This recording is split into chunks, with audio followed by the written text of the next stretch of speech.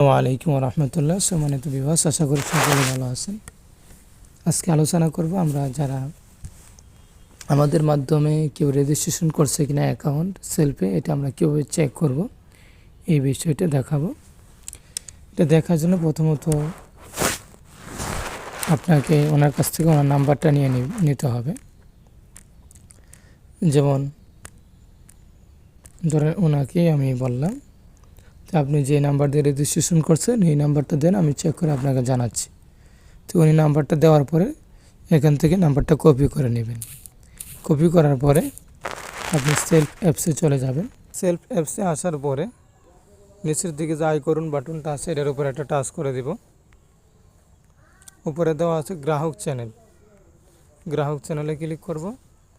আমার রেফারকৃত গ্রাহক চ্যানেল এখানে কি করব, টাচ করব। এখন যে নাম্বারটা কপি করছিলাম এই নাম্বারটা এখানে পেস্ট করব বা লিখে দেব। লিখে সার্চ অপশনে সার্চ দিলে এখানে শো করবে, এভাবে কাস্টমার লেখা থাকবে, অ্যাকাউন্টটা এখানে শো করবে। তখন এই কাস্টমার একটা টাচ করব। এখান থেকে একটা স্ক্রিনশট নিয়ে ওনার ইনবক্সে দিয়ে দেব, দিয়ে বলবো আলহামদুলিল্লাহ আপনার অ্যাকাউন্টে রেজিস্ট্রেশন সফল হয়েছে, আপনাকে আমাদের টিমে স্বাগতম। তো আশা করি বিষয়টা ক্লিয়ার।